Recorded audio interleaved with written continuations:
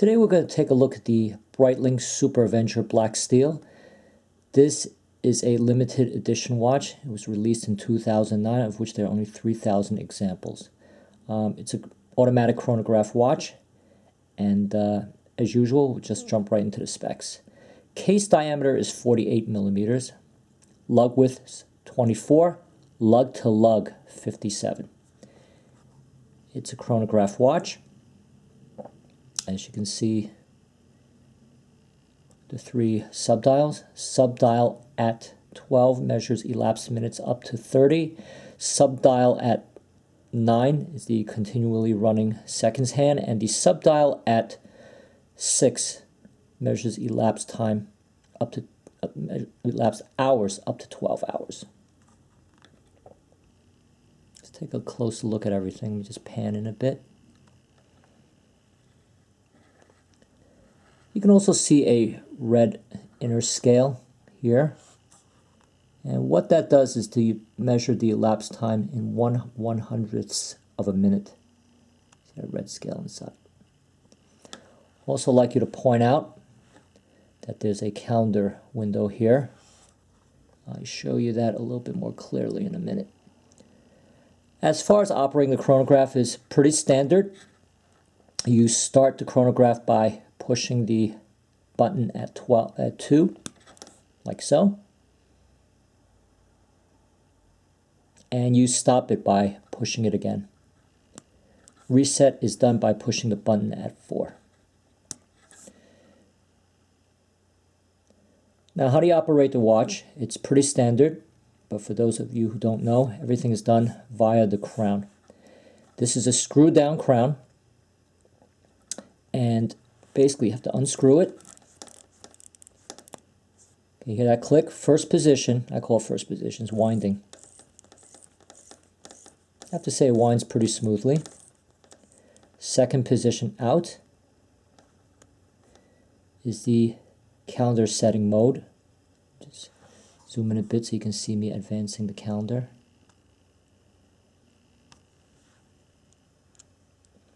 Turn in the clockwise direction, you see the calendar moving. And finally, when you pull it all the way out, you can set the hands. Let me show that calendar setting function again more clearly. Now, according to the instruction manual, you should not set the calendar between the hours of 8 p.m. and 1 a.m.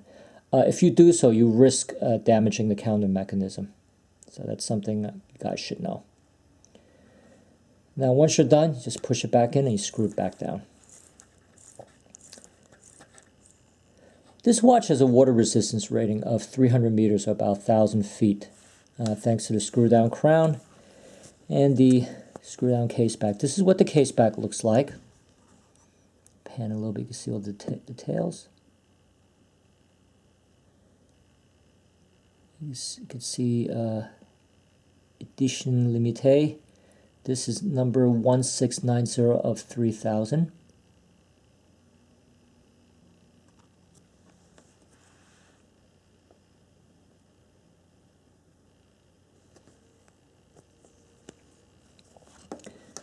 The bezel is very easy to operate as well. It's a 120 click unidirectional bezel. And it has these rider tabs here. This is the 15 minute mark. This is the 30-minute mark, and this is the 45-minute mark.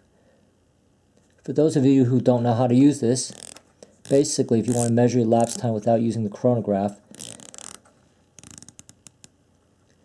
you set the tab with the bezel dot at your minutes hand, and wherever the minute hand lands after a while is how many minutes have gone by. So for example, once this hand goes to here, let's say, then you know that 15 minutes have gone by. Okay? It's pretty simple.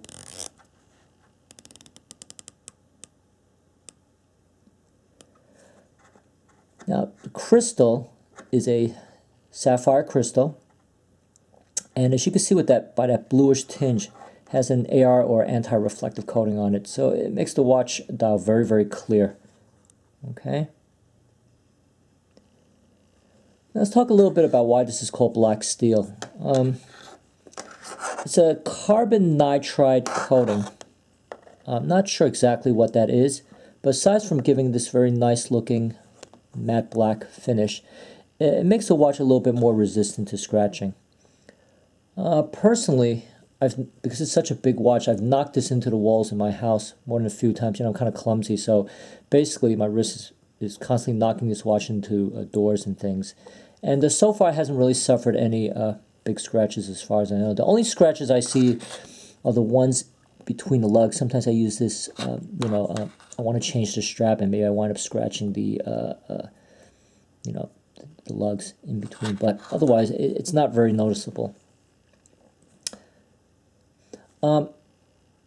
Movement is an ETA Valjoux 7750, which Breitling has tweaked to COSC standard. So it's a certified chronometer, which means that it keeps time between -4 to +6 seconds a day. After testing it in, I think, for 15 days or so in several positions. I'm not entirely sure. Now, this is the original strap. It's a rubber strap. I had to poke some extra holes here because my wrist is a little bit on the slim side. It's not the most comfortable strap in the world. It's okay. I mean, it feels all right on my wrist. I was able to find a way to make it comfortable. But if your wrist is a little bit too slim, this might not be the most comfortable strap for you. You might have to change the strap. I have an alternate strap for this as well, a soft calf leather strap, which is I like to wear occasionally. Overall, it's a pretty big watch. It's a heavy watch, and you definitely know it's there. It's not the type of watch that will go well with a suit, in my opinion. It's a big, sturdy, rugged, manly watch that'll you can have complete confidence in if you're going hiking, diving, swimming, rock climbing, mountain biking, skiing, whatever you want to do. But doesn't look quite good with a suit, and plus your sleeves may not be able to fit over it anyway because it's pretty thick. It's really a monster of a watch. However, even on slim wrists, it doesn't look overly big compared to the regular Superavenger, which is all stainless steel. It has something to do with the fact that it's a matte black color and everything's black looking. Maybe it tends to look a little smaller because of the coloration.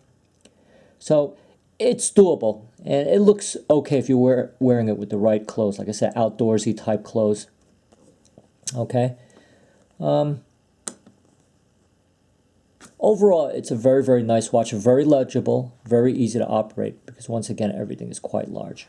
Okay. Once again, let me pan in so you can appreciate the finer points of this watch.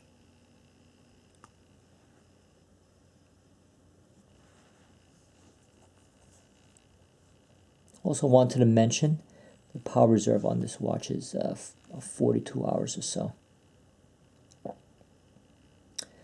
The movement is a tried and true movement.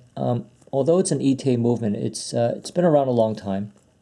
As many of you may know, Breitling is currently can produce their own in-house chronograph movement. But this works well enough. And like I said, it has a long history. It's very reliable.